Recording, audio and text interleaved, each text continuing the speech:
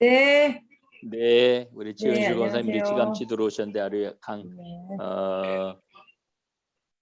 강선일 권사님하고 감사드리고요. 유지연 집사님, 네, 안녕하세요. 네, 안녕하세요.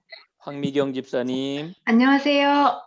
예, 반갑습니다. 네, 그다음에 이주일 집사님, 예, 김인경 집사님이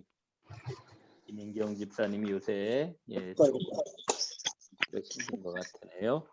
그다음에 이용순 권사님, 네, 안녕하세요. 예, 감사합니다. 반갑습니다.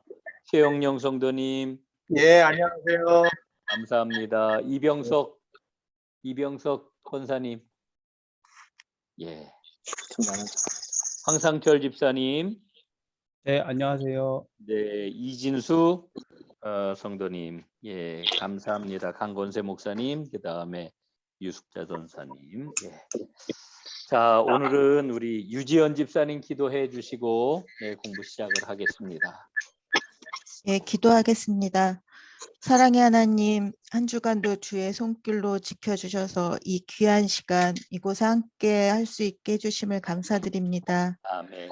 주님의 말씀을 듣고 배우는 이 한 시간 주님의 은혜를 채워주시옵소서. 아멘. 바쁘고 험한 세상 살아가는 동안에 주의 말씀이 우리의 발에 등이 되고 살아가는 길에 빛이 되게 하여 주시옵소서. 아멘. 강의해 주시는 목사님, 함께 준비하시는 교역자님, 듣고 배우는 성도님 위에 성령 하나님 함께 해주시고 이 시간 함께하는 우리 모두에게 이 시간이 주의 말씀으로 기쁘고 복된 시간 되게 하옵소서.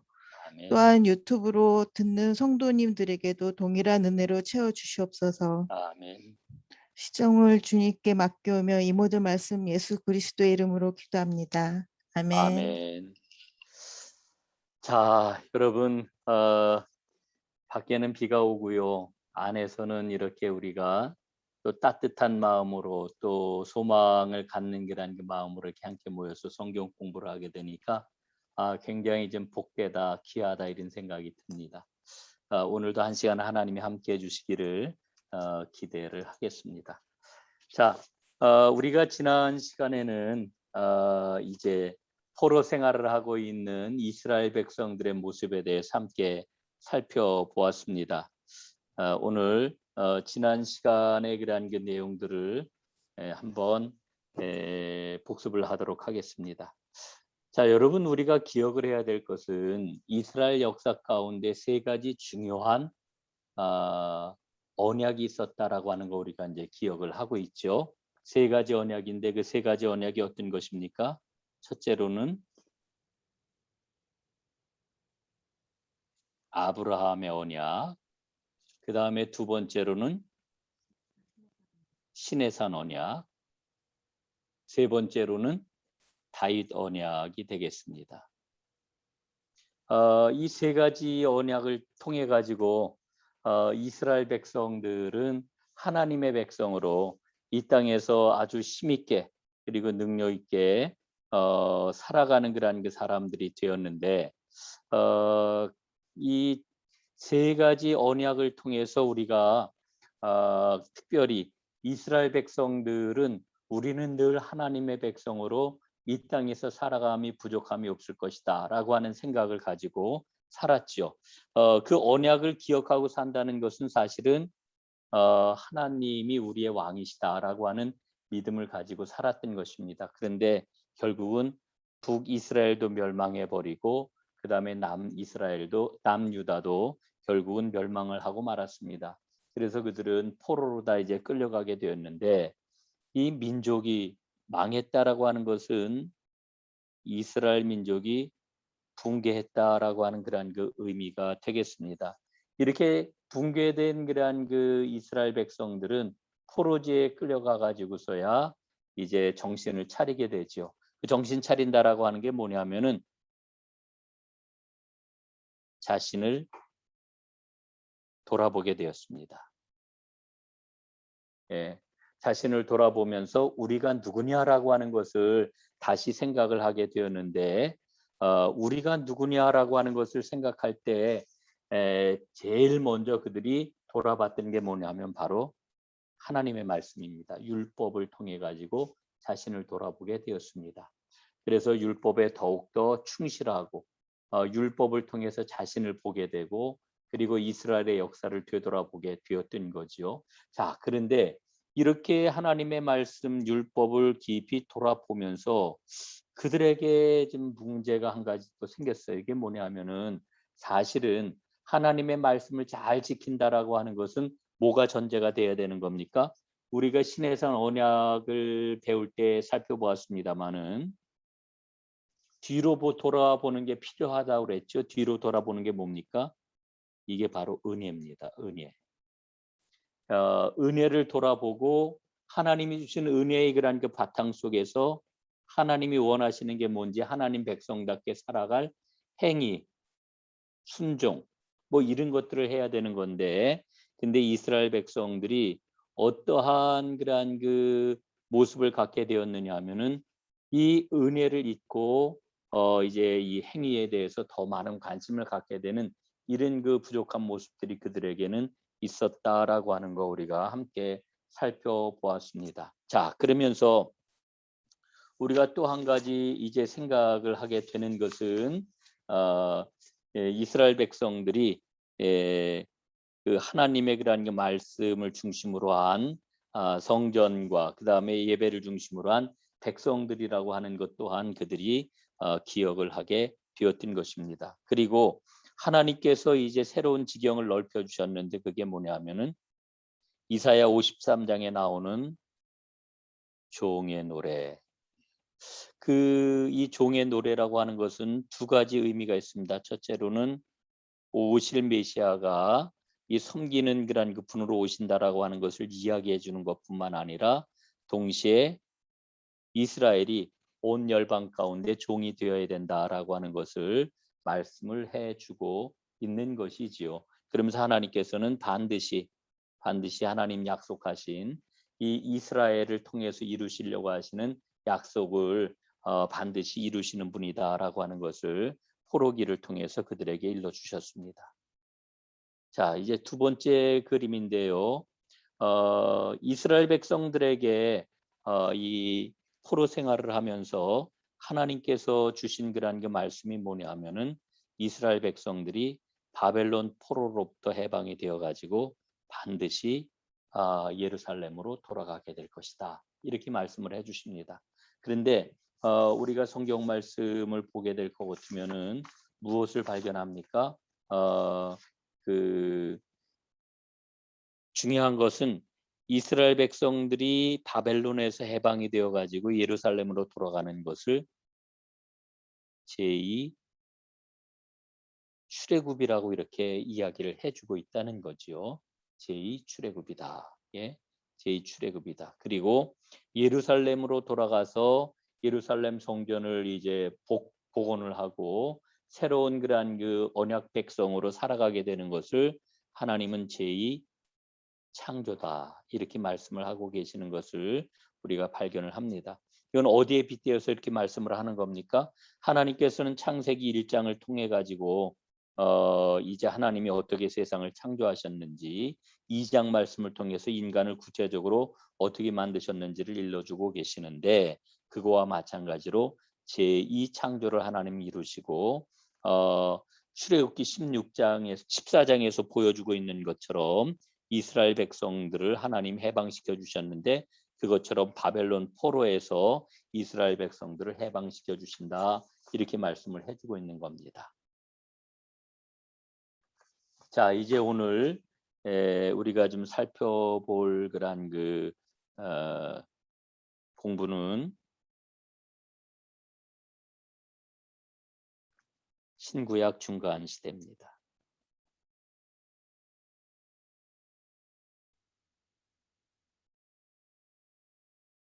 자, 신구약 중간 시대.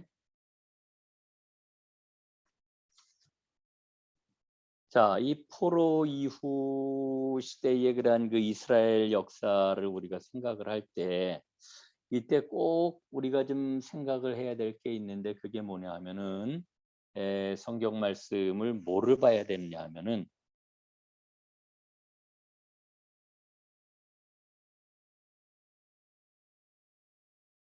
이 역대기 역사서를 먼저 봐야 됩니다.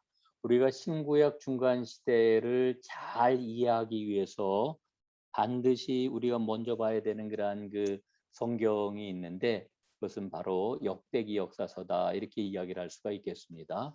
역대기 역사서라고 하는 게 뭘까요? 우리가 구약 성경을 보게 되면은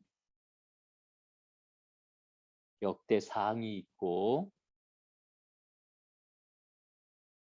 역대하가 있습니다. 역대상, 역대하. 이게 바로 유다 왕국 역사인데요. 그 다음에 여기에 이어지는 그러한 그 책이 있죠. 여기 이어지는 책이 뭡니까? 에스라가 있고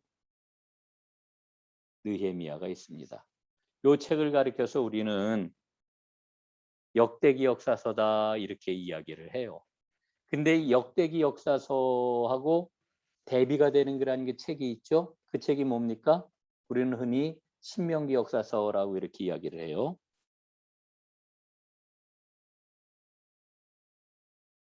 신명기 역사서. 여러분 그 신명기 역사서는 언제 완성이 되었느냐 하면은 포로 시대 때 이게 완성이 돼요. 포로 시대 때 이 신명기 역사서가 완성이 되는데 이 역대기 역사서는 포로 귀환 이후 시대에 이게 완성이 되는 책입니다. 그래서 사실은 그 구약 성경의 제일 마지막 책이 어떤 책이냐면은 역대기입니다. 역대기. 예, 역대기라고 이렇게 이야기를 할 수가 있어요. 그러면은 이 역대기 역사서는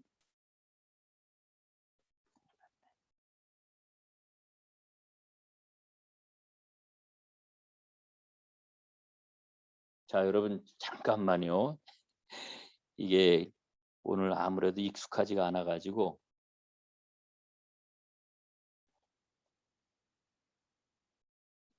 황상철 집사님 이거 어떻게 없애야 되죠?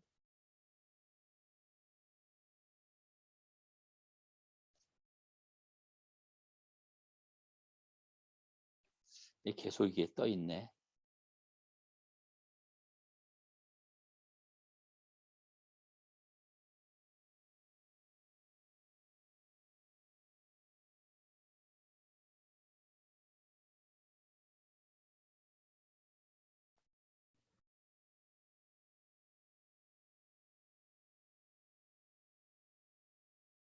자, 여러분 조금만 좀 기다려 주세요. 이거 죄송합니다. 이게 제가 지우지를 못하네 이거.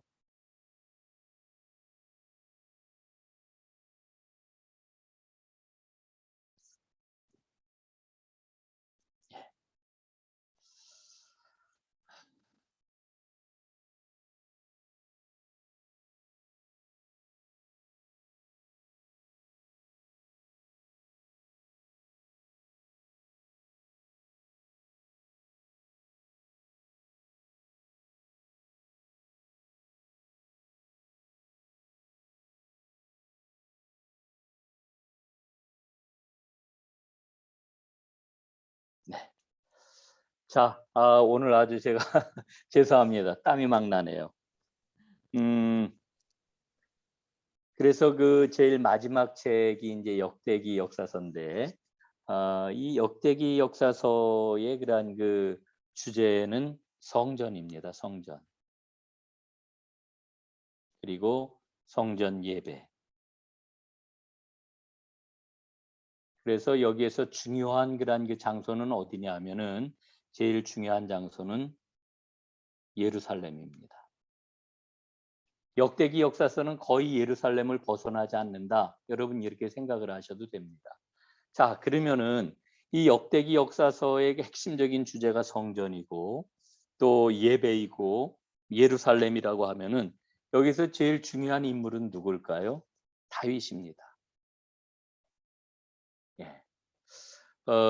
그래서 우리가 이 역대기 역사서를 보게 될 것 같으면은 여러분 그 신명기 역사서, 사무엘기와 열왕기서를 보게 될 것 같으면은 어떻습니까? 특별히 사무엘기에 보게 되면은 다윗 왕, 또 이제 그 솔로몬 왕의 그러한 그 온갖 가지 잘못된 것, 죄악들, 하나님 앞에 범죄한 것, 뭐 이런 인간적인 부끄러운 모습들, 범죄들이 낱낱이 기록이 되어 있는데 여러분 역대기 역사서를 보게 되면은 그 다윗 왕과 솔로몬 왕에 대한 이런 그 이야기가 전혀 기록이 안 되어 있습니다. 오로지 이들은 하나님 앞에 충성하고 헌신하고 신실한 믿음을 가지고 그리고 아름다운 그런 그 왕권을 행사했던 이와 같은 사람들로 그려지고 있는 것을 보아요. 왜 그러냐 하면은 다윗 왕을 통해서 하나님께서 주시려고 하는 다윗 왕조를 통해서 하나님이 주시려고 하는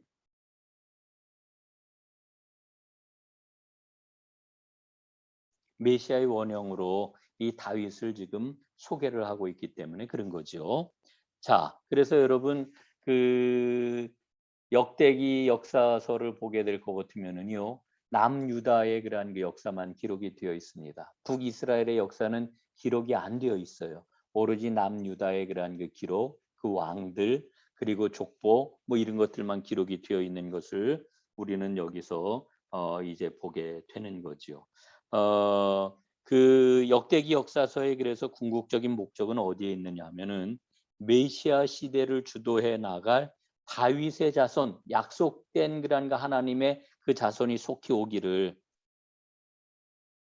다윗의 자손이 속히 오기를 기다리는 이와 같은 믿음이 이 역대기 역사서에 담겨 있다라고 하는 거 우리가 지금 기억을 해야 되겠습니다. 자, 그러면은 여기 그 우리가 그림을 보게 될 것 같으면은 이 인물이 이제 누군 것 같아요? 이게 바로 다윗입니다. 다윗. 이게 다윗의 그런 걸 그리고요. 다윗의 왕권에 대한 하나님의 약속이고요. 다윗이 이제 행하였던 가장 중요한 일이 뭐냐면은 하나님의 거룩한 성인 예루살렘을 보호하는 이와 같은 왕으로 그려지고 있고요.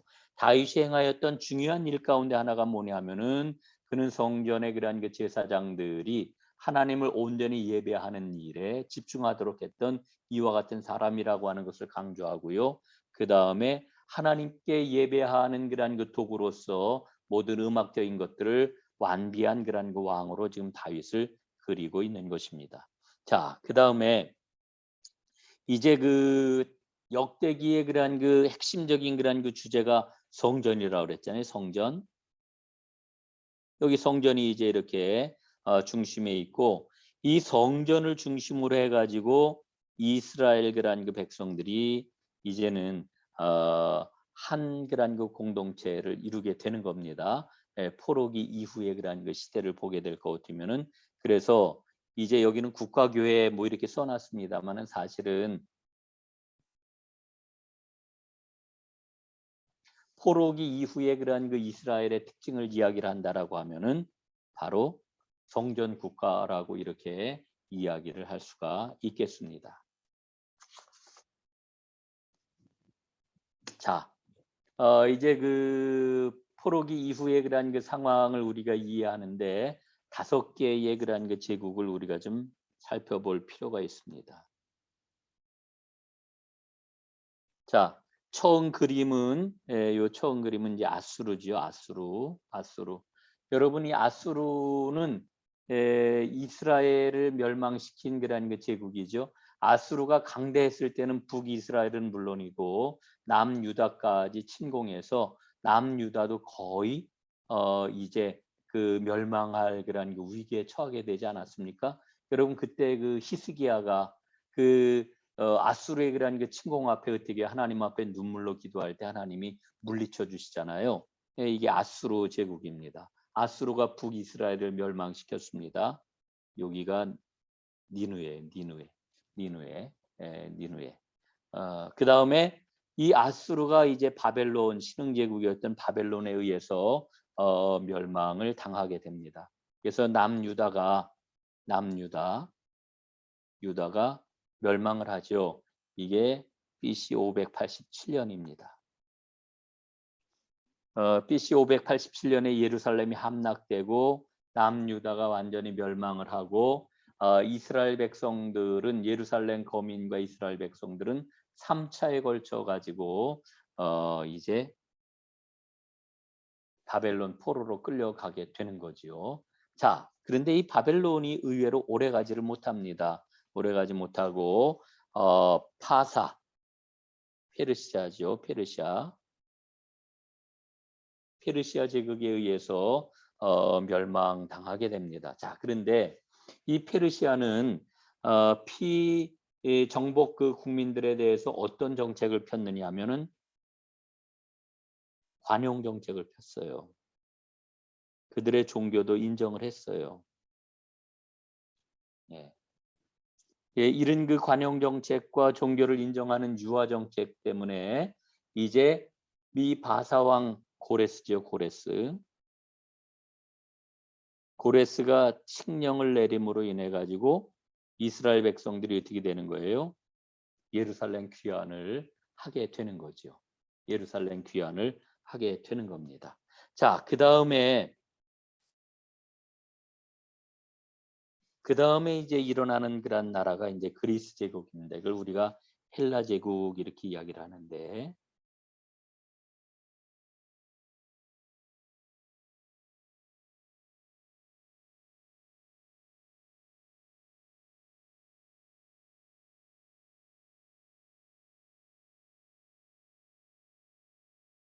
그리스 제국 이거는 쉽게 얘기해서 여러분 그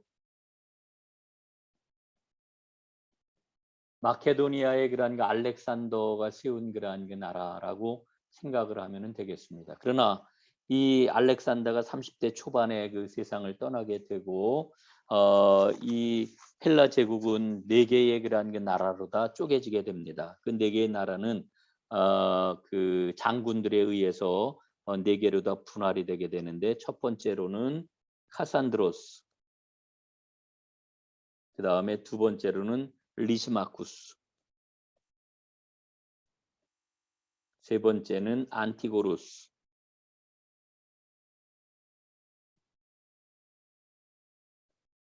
네 번째는 프톨레미.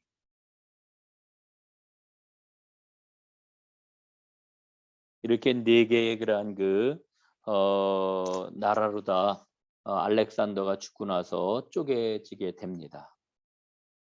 그런데 중요한 것은 이렇게 쪼개진 4개의 나라 가운데에서 특별히 우리가 주목을 해야 되는 나라가 2개가 있어요. 하나는 프톨레미,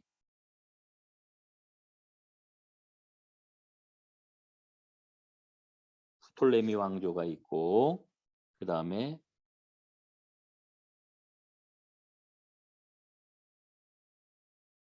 셀류쿠스 왕조가 있습니다.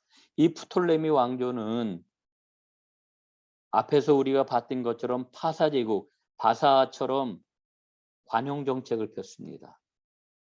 그래가지고 이스라엘에 대해서 그 성전의 그러한 그 제사도 이렇게 인정을 해주고 이스라엘 백성들이 나름대로의 공동체를 이루고서 지내는 것, 자치권도 인정을 해주고 이렇게 지내게 됩니다. 그런데 이 프톨레미 왕조가 셀리코스로 다 이렇게 넘어가게 돼요. 그러면서 이 셀리쿠스는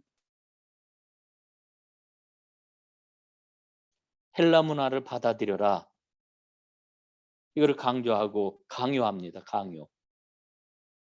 예? 헬라 문화를 이스라엘 백성들에게 강요를 해요. 그리고 대대적으로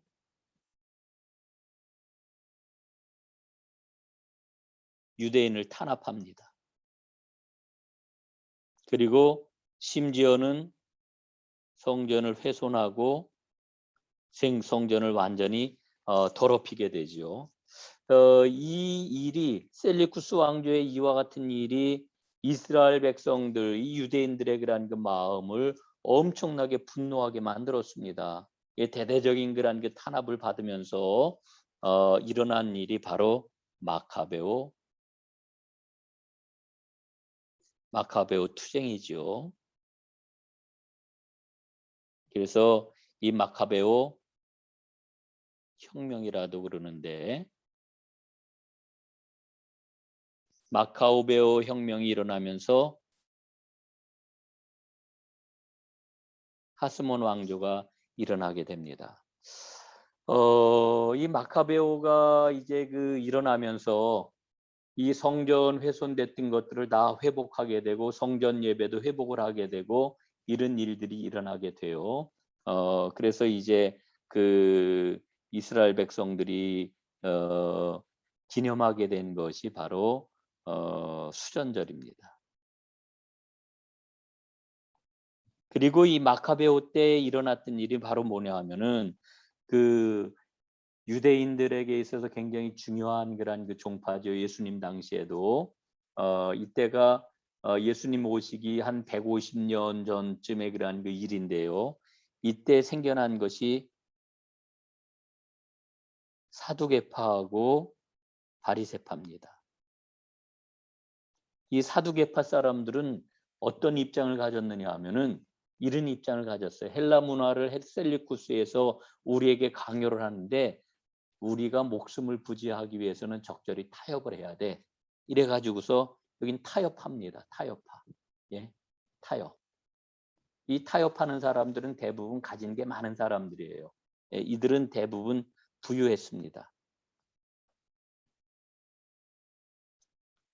바리새파 사람들은 말씀을 철저하게 지키는 이와 같은 사람들이었죠.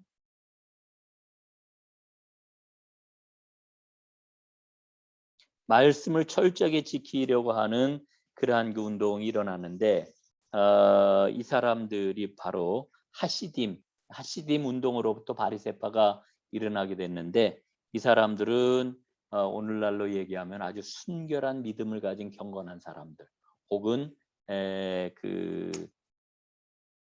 뭐라 그럴까요? 경건한 평신도 운동 뭐 이렇게 이야기를 해도 될 것 같아요. 사두개파 사람들은 신분이 좀 높았고 이 바리새파 사람들은 신분이 별로 높지 않은 보통 사람들이 많았다. 뭐 이렇게 이야기를 할 수도 있을 것 같습니다.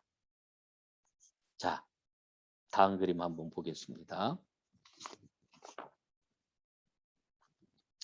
여기에 비전이라고 이렇게 써 있는데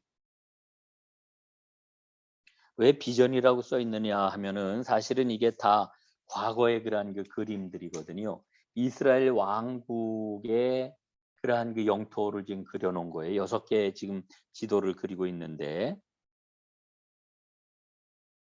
자, 제일 처음 요 그림을 보게 될 것 같으면은 사울 왕 때의 그러한 영토입니다. 그러니까 처음에 사울이 왕이 됐을 때 사울 왕이 다스렸던 곳은 여기가 이제 베냐민 지파의 근거지니까요. 베냐민 지파는 굉장히 작은 지파입니다. 여러분 사사기에 보게 될 것 같으면은 베냐민 지파가 멸절이 돼가지고 거의 없어질 뻔하다가 명맥만 유지하게 된 그런 지파가 바로 이 베냐민 지파 아니겠습니까? 이게 다스리는 곳이 굉장히 좀 작았어요. 자, 그 다음에 두 번째 왕인 다윗이 다스렸던 지역입니다. 거의 대제국에 버금갈 정도로 다 영토가 굉장히 넓어졌죠. 이게 이스라엘 역사 가운데서 가장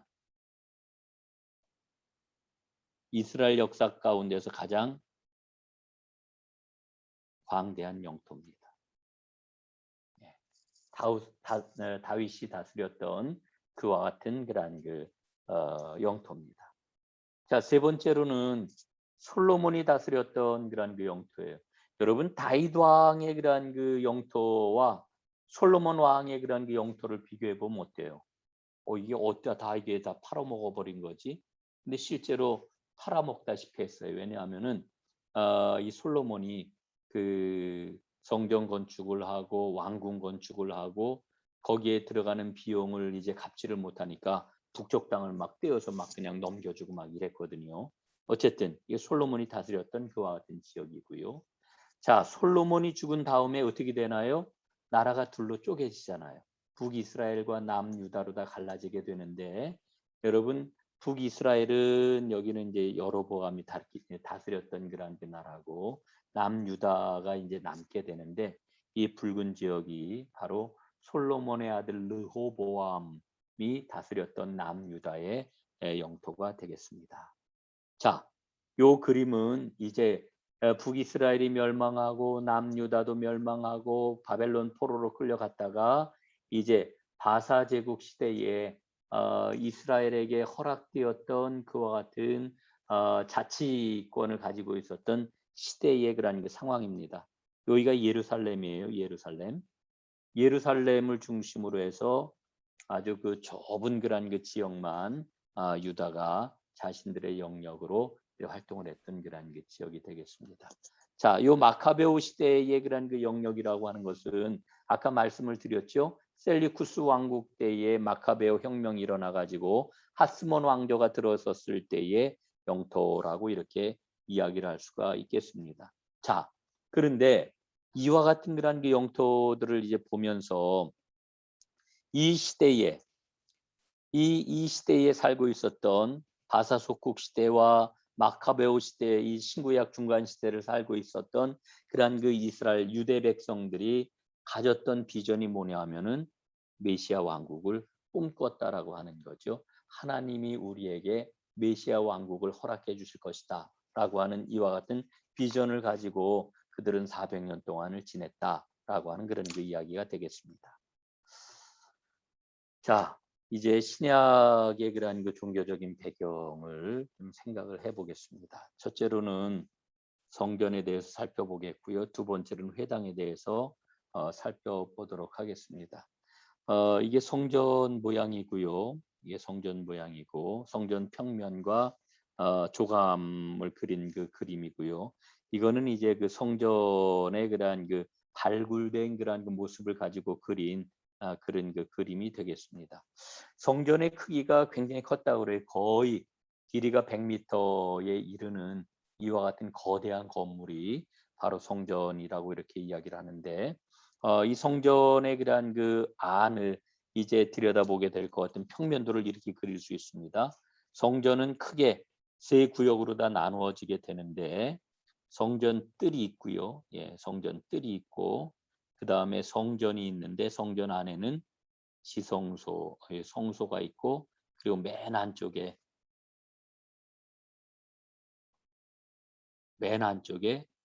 지성소가 있습니다. 성전 뜰과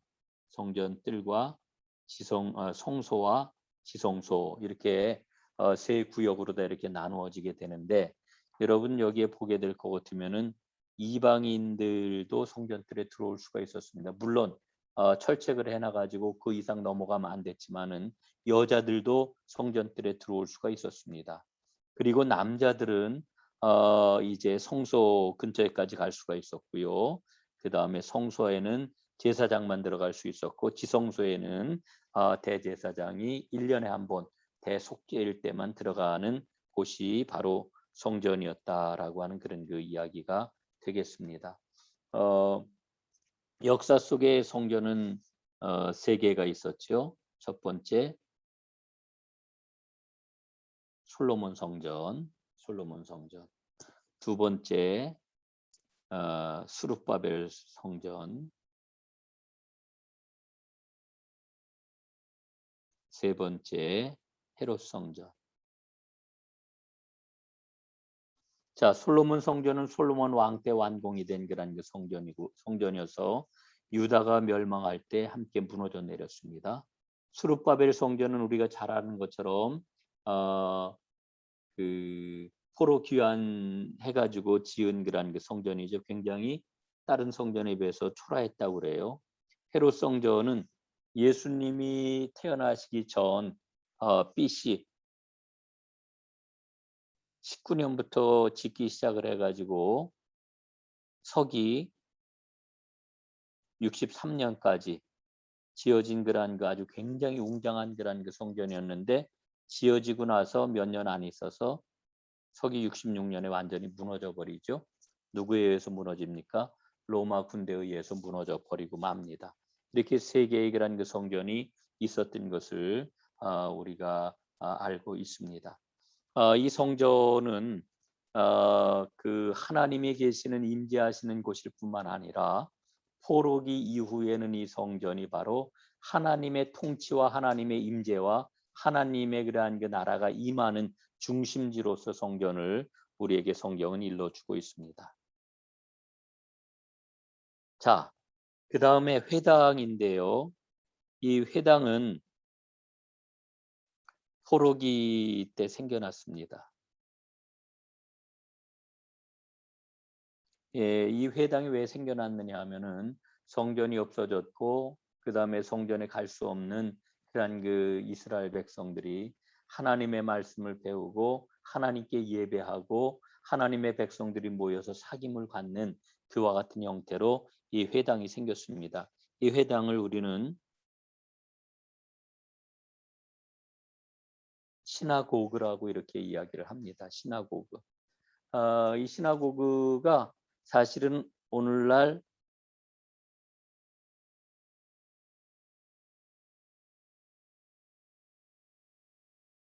교회의 원형을 보여주고 있다 이렇게 이야기해도 과언이 아니죠. 여러분 그 사도 바울은 늘 복음을 전할 때에 어떻게 전했습니까? 유대인들, 흩어진 유대인들을 우리가 디아스포라라고 이렇게 이야기를 하는데 이 유대인들이 언제부터 흩어지게 되었느냐 하면은 바로 포로기 때, 나라가 멸망한 다음에 포로기 때 이스라엘 백성들이 흩어져 살기 시작을 했는데 이 디아스포라로 사는 사람들이 그들이 모인 그런 그 곳 도시에는 항상 그들이 모일 수 있도록 뭐를 세웠어요? 회당을 세웠어요. 시나고그를 세웠고요. 그리고 포로 귀환을 하고 난 다음에 이스라엘 땅에도 동네마다 이 회당이 생겨나게 되죠. 회당이. 그래서 이 회당은 굉장히 좀 중요하다 이렇게 이야기를 할 수가 있겠습니다. 그래서 회당은 하나님께 예배하는 곳, 하나님의 말씀을 배우는 곳, 그 다음에 그 이스라엘 백성들의 학교 역할 이런 것들을 다 감당했던 것이 바로 회당이다 이렇게 이야기를 할 수가 있겠습니다.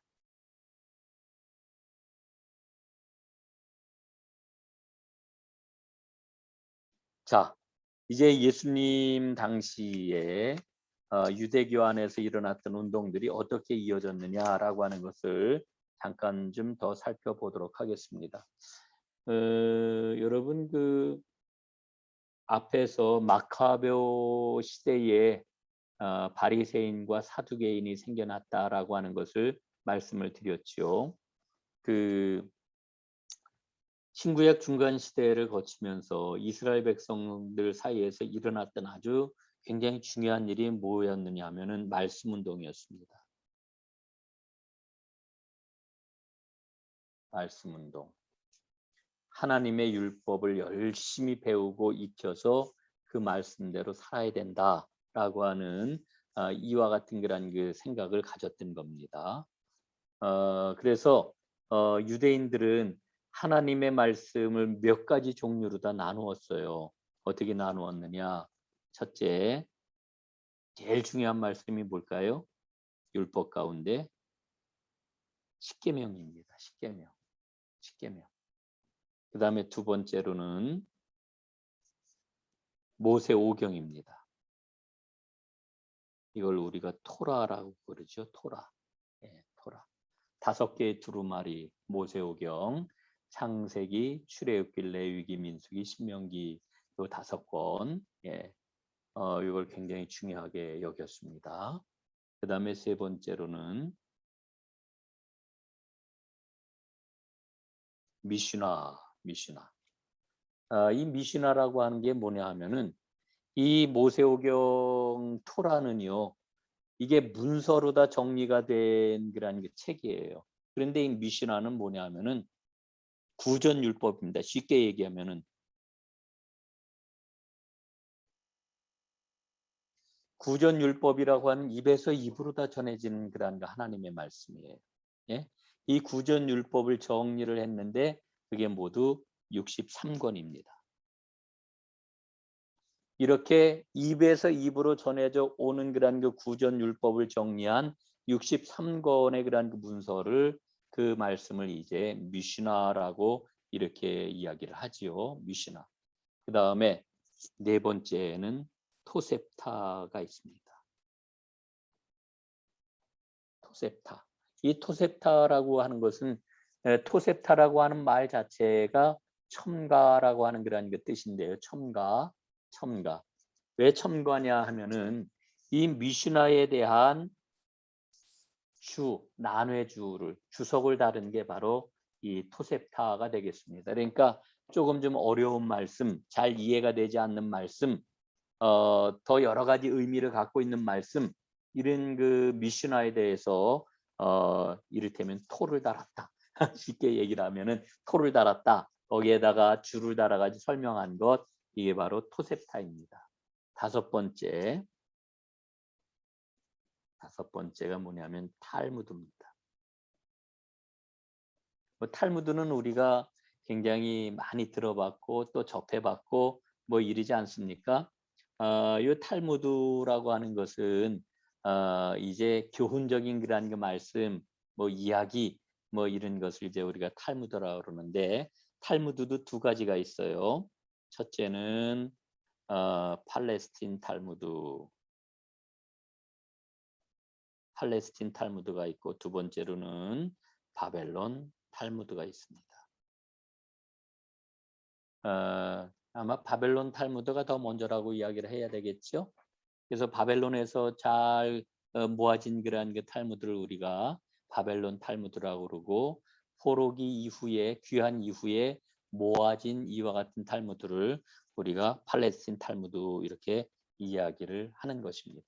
자, 그래서 이렇게 이 유대인들이 하나님의 말씀을 5개의 그런 그 종류로 나눠 가지고 그걸 잘 정리해서 공부할 정도로 이 말씀 운동이 굉장히 활발하게 또 치열하게 있었다라고 하는 것을 우리가 기억을 할 필요가 있겠습니다. 자, 그런데 여기 보게 되면은 613이라고 하는 이와 같은 숫자가 나오잖아요. 지난번에도 말씀을 드렸습니다만은 이 613이라고 하는 거는요.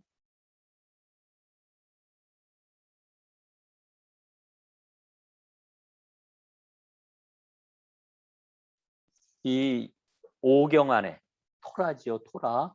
오경 안에 있는 그러한 그 율법의 개수를 세어 보니까 모두 613개다. 613개 조항이다. 이렇게 이야기를 하는 거고, 그래서 이 613개 조항을 보니까 하라, 이렇게 해라 하는 그런 그 조항이 248개,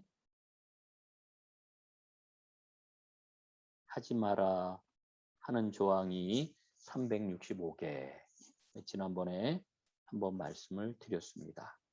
자, 그런데 여기서 이제 지금 우리가 중요한 것은 이렇게 율법에 대해서 아주 집중하고 이 율법을 잘 지켜야 되겠다라고 하는 사람들이 뭐라 그랬어요? 바리새인이다라고 하는 그런 그 말씀을 드렸는데, 바리새인은 오늘날로 얘기하면은 평신도라고도 이렇게 이야기를 할 수가 있는데,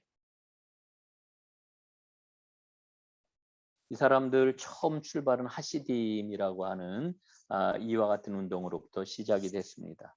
이 하시딤들은 처음에 어떤 그런 그 마음을 갖고 있었느냐 하면은 하나님의 말씀을 어떻게 하면 우리가 좀 더 잘 지킬 수 있을까? 하나님의 뜻을 어떻게 하면 우리가 잘 순종할 수 있을까? 예? 이런 그 생각을 가졌단 말이죠. 그런데 후대로다 가게 될 것 같으면은 이게 뭘로 다 빠져요? 우리가 흔히 얘기하는 율법주의로 빠지는 거예요. 율법주의는 다른 말로 하면 형식주의죠. 예? 형식주의.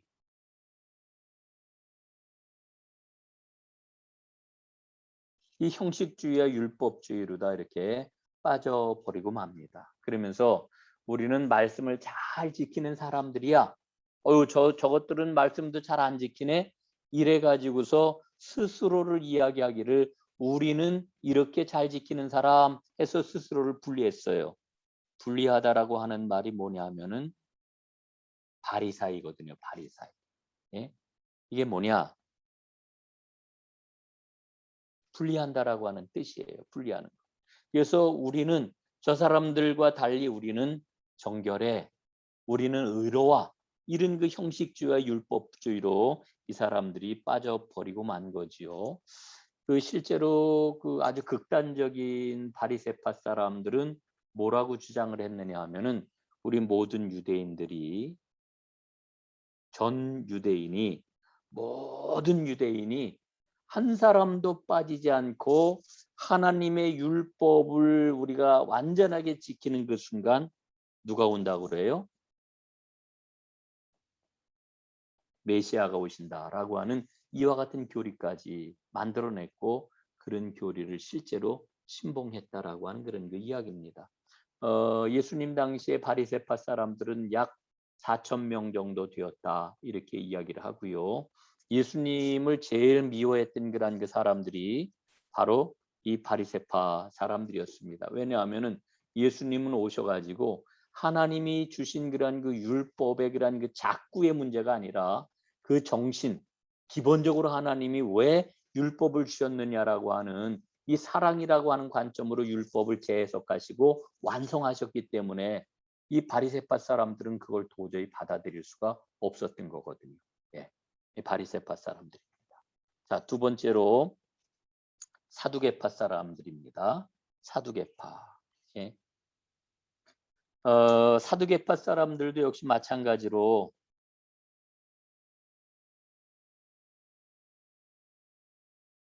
마카베오 시대에 탄생한 그런 사람들인데 아까 말씀을 드렸잖아요. 셀리쿠스 그 왕국 때 하도 이 헬라 문화, 헬라의 그런 것들을 막 강요를 받으니까 이 사람들은 아이 적당하게 받아들이지 뭐, 응? 우리가 뭐 못 받아들일 게 뭐 있어? 아이 살아야지 뭐 이러면서 적절하게 타협하는 이런 그 사람들이었습니다. 타협주의자들 이렇게 이야기를 할 수가 있겠고요. 그런데 이 타협주의를 주장하는 이 사람들의 그러한 그 모습을 보니까요. 대부분 부유한 지도층의 사람들이었습니다. 그리고 제사장들이 이 사두개파 사람들 가운데 상당수를 차지했다라고 하는 거죠. 재밌는 거는요. 당시 유대인들이 이 바리새파 사람들에 대해서는 그래도 어느 정도 신뢰를 보냈는데 이 사두개파 사람들에 대해서는 사람들이 신뢰하지를 않았어요. 아우 저 사람들 완전히 자기들 이익에 의해 가지고서 하나님의 말씀도 좌우하는 이런 사람들이다. 뭐 이렇게 생각을 했던 겁니다. 그래서 이 사두개파 사람들과 이 바리새파 사람들이 사실은 유대교의 양대 계파라고 이렇게 이야기를 할 수가 있습니다. 자, 세 번째 사람들이 있는데 세 번째 사람들은 열심당원입니다. 열심당원. 예. 이 열심당원 사람들은 무력을 숭상했어요. 그래서 무력으로 다윗의 그런 그 왕국을 회복해야 된다라고 하는 이런 생각을 가졌고요. 이들은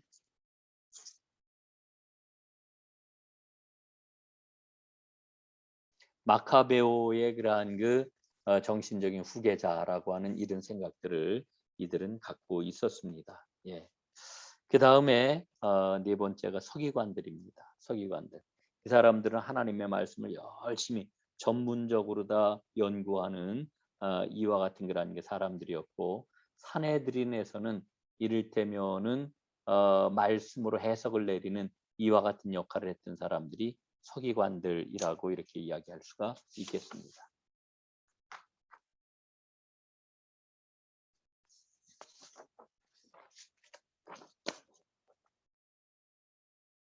자, 신구약 중간기에 이제 유대교가 생겨나는 겁니다. 유대교. 자, 유대교라고 이렇게 이야기를 하잖아요. 유대교 그 신앙과 실천 행위. 자, 유대교가 언제 생겨났을까요? 예. 우리가 지금 유대교라고 이야기하는 거는요. 사실은 이스라엘 백성들이 구약 시대에 이를테면은 이스라엘 왕국, 북이스라엘과 남유다가 솔로몬, 다윗 솔로몬 이후에 다윗과 솔로몬을 포함을 해가지고 이스라엘 왕국 시대에 신앙생활을 했던 그때의 그 사람들도 유대교인이라고 이야기할 수 있을까요? 여러분 어떻게 생각하세요? 예? 구약 백성들, 구약 백성들. 다윗 왕 때 사람들, 솔로몬 왕 때 사람들, 아니면은 아하스 왕 때 그런 그 사람들, 요아스 왕 때 사람들, 이런 그 사람들, 히스기야 왕 때 사람들, 이런 사람들도 우리가 유대교인이라고 이렇게 이야기할 수 있을까요? 여러분 사실은 그 사람들을 유대교인이라고 이야기할 수 없습니다. 이 유대교가 등장을 한 것은 신구약 중간 시대라고 이렇게 보는 것이 타당합니다. 예. 그러면은 이 유대교의 그러한 그 3대 교리는 뭐냐? 3대 교리는 첫째 유일신 하나님입니다. 한 분 하나님. 두 번째 유대 민족주의입니다. 예? 유대 민족주의.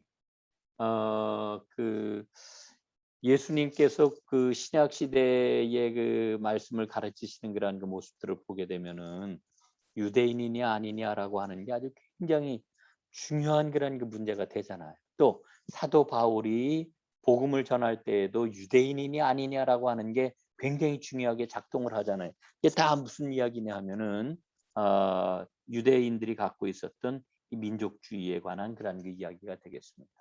세 번째로는 율법입니다. 율법. 예? 율법. 토라지요. 여기서 말하는 율법은 토라. 토라가 뭐라 그랬어요? 모세오경이죠. 모세오경. 이게 이제 왜 중요하냐면은요. 여러분 밑에 그림을 보면 바리새인들 나오잖아요. 그리고 여기는 이제 나누어서 여긴 바리새인들이고 여기는 사두개인들의 그러한 그 신앙적인 입장인데요. 자, 여기 보면은 1, 2, 3, 4, 5. 이 사두개파 사람들에게 1, 2, 3, 4, 5. 이렇게 5개 번호를 매기고 밑에 뭐가 있어요? 이게 두루마리잖아요. 5 두루마리. 이게 뭐예요? 토라예요, 토라. 오경입니다. 오경. 그러니까 사두개파 사람들은 그 구약 성경 가운데서 오직 뭐만 받아들이고 인정을 했느냐 하면은 토라만 받아들였어요. 나머지는 받아들이질 않았어요. 이 사람들은 다른 책은 우리 경전이 아니다. 이렇게 사두개파 사람들은 이야기를 했고요. 예? 사두개파 사람들은 그 다음에 그 바리새파 사람들은 여기 보세요. 예? 두루마리가 얼마나 많아요. 그 다음에 613이라고 하는 숫자도 있습니다만은 여기는 그 하나님이 주신 그러한 그 모든 그러한 그 말씀들 구약에 있는 그러한 그 예언서 시가서 이런 거 다 받아들였고요. 심지어는 미시나까지도 다 경전으로 다 이렇게 받아들였던 이런 그 사람들이었던 것을 우리가 보게 됩니다. 그러니까 좀 달라요. 또 한 가지 결정적인 게 뭐예요? 결정적인 거. 이들은 바리새파 사람들은 자, 요거는 나중에 또 이제 설명을 할 건데 이게 죽음 너머를 지금 가리키는 거예요. 철장이 죽음 너머를 가리킨 건데 죽음 너머를 볼 수 있다는 거예요. 죽음 너머를 볼 수 있다는 게 뭐냐면은 이들은 부활을 믿었어요. 바리새파 사람들은 부활을 믿었어요. 그런데 사두개파 사람들은 죽음 너머 철창을 엑스페해 놨잖아요. 부활을 믿지 않았다라고 하는 그런 그 이야기죠. 그러니까 같은 유대인이어도 이 사두개파 사람들하고 그 다음에 이 바리새파 사람들하고 갖고 있는 신앙의 그러한 그 내용, 신앙의 그러한 그 지향점이 근원적으로 달랐다라고 하는 것을 우리가 알 수가 있는 것입니다. 자, 또 한 가지는 이게 성전 이건 우리가 다 알고 있는 거죠. 이 예수님 당시에 그러한 그 로마의 식민지 하에서 이 성전 신앙이 중요했다라고 하는 그거고요. 그 다음에 그 유대인들에게 있어서 절기가 세 절기가 굉장히 중요한 절기인데 첫째는 유월절. 유월절은 해방절이죠. 두 번째 오순절. 오순절이 지나고 이제 50일이 지난 후에 6월절이 지나고 50일이 지난 후에 오순절이 임하게 되죠. 요거는 이스라엘 백성들이 율법 언약을 맺은 그 절기, 율법을 맺은 것을, 율법을 언약을 맺은 것을 기념하는 그런 그 절기로다 이렇게 지켰습니다. 그 다음에 초막절. 초막절은 이스라엘 백성들이 광야 생활을 했던 것을 회상하는 그러한 그 절기가 되겠습니다. 그래서 3대 절기는 6월절과 오순절과 초막절인데, 이 모든 절기의 그러한 핵심에는 뭐가 있어요? 하나님의 구원의 행위와 하나님께서 이스라엘 백성들에게 그 구원을 받은 백성으로 어떻게 살아가야 될지 일러주는 그런 그 말씀들이 그 중심에 딱 박혀 있는 것을 이제 우리가 보게 되는 겁니다. 자, 이게 이제 예수님이 오셨을 때의 유대교의 그런 그 상황이었다라고 하는 거 우리가 기억을 해야 되겠습니다. 자, 이제 마지막 그림입니다. 메시아에 대한 그런 그 기대가 있었는데요. 메시아. 그 이스라엘 백성들은 신구약 시대 그 400년 동안에 그 하나님께서 이사야 선지자, 예레미야 선지자, 혹은 에스겔 선지자, 여러 선지자들을 통해서 주신 그러한 그 말씀들을 통해 가지고 그들은 메시아가 오실 것에 대한 아주 간절한 기다림과 믿음을 갖고 있었는데, 그 메시아의 그러한 그 내용들은 어떤 거냐? 예, 그 메시아가 오시면은 왕이시잖아요. 지혜의 왕으로 예수님이 오셔가지고 결국은 이제 하나님 앞에 영광을 돌리는 백성으로 살아가게 해주실 것이라고 하는 이런 그 믿음을 가졌어요. 그리고 그 메시아가 오시면은 지혜로다 이제 온 세상을 밝혀주실 뿐만 아니라 풍요로움이 가득하게 되는 그런 그 복된 삶을 살게 될 것이다. 이런 그 믿음을 가졌던 것이죠. 자, 그런데 그 메시아가 오실 때 어떻게 오셔요? 하나님의 권능이 구름 가운데 탁 튀어나오잖아요. 예?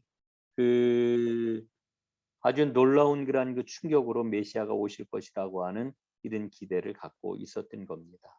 자, 그리고 또 한 가지는 이 메시아가 오실 것을 기대하는 그런 그 사람들 가운데서는 아까도 우리가 열심당원들을 보았습니다마는 그 영웅으로 메시아가 오실 것이다. 그 영웅은 무력으로 이 땅에서 메시아 왕국을 세울 것이라고 하는 이런 기대를 갖고 있는 이런 사람들이 있었습니다.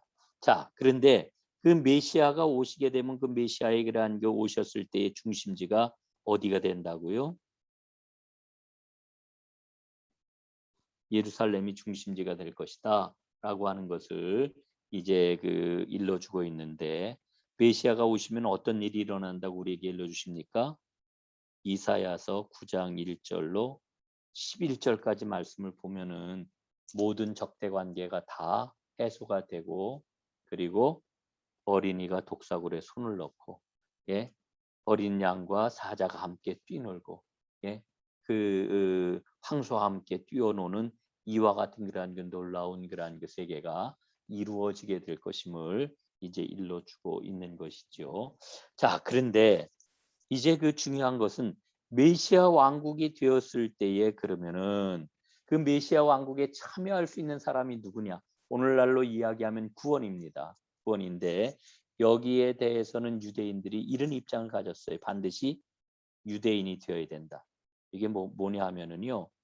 이게 이제 그 하나님이 주신 언약의 그러한 그 언약궤라고 이렇게 얘기를 할 수가 있는데, 하나님의 언약 안으로 들어오기 위해서는 유대인이 되어야 된다. 예?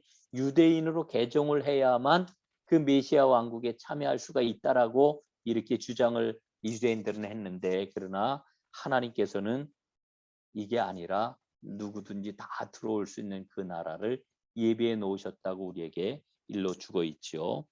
그러나 유대인들은 계속해서 유대인이 되어야 된다, 개종을 해야 된다. 이 얘기는 무슨 이야기입니까? 우리가 지키는 것처럼 반드시 율법을 지켜야 된다라고 하는 이와 같은 생각을 갖고 있었던 겁니다. 여러분 이게 어디까지 이어지는가 하면은요. 예수님이 이 땅에 복음을 갖고 오셨잖아요. 그래서 그 복음을 몸으로 다 우리에게 당신의 그러한 그 삶으로 우리에게 복음을 주시고 예수님을 믿기만 하면 누구나 다 구원을 받는다고 일러 주셨는데도 불구하고 여러분 이 사상이 계속 남아 있어 가지고 초대교회에서 거듭해서 율법을 지켜야 되느냐 말아야 되느냐 이 논쟁이 100년이 넘도록 계속 진행되었던 거 우리가 기억을 할 필요가 있습니다. 이게 예수님 당시의 유대교의 상황이었다 이렇게 이야기할 수가 있겠습니다. 자, 오늘 여기까지 하겠습니다. 혹시 질문 있으신가요?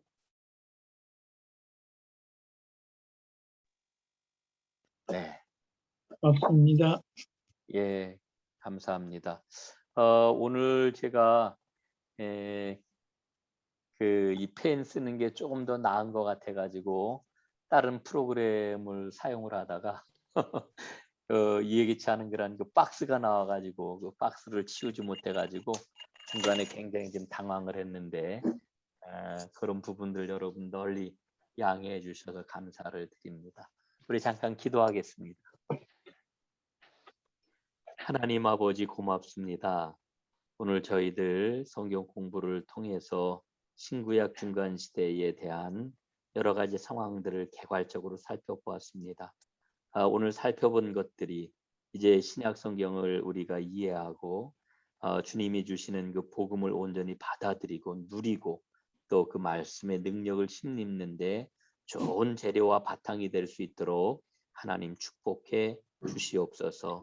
오늘도 열심히 참여한 하나님의 백성들에게 하나님의 신령한 은혜와 복을 풍성하게 부어 주옵소서. 예수님 이름으로 기도드리옵나이다. 아멘. 고맙습니다. 감사합니다. 감사합니다. 감사합니다. 수고하셨습니다.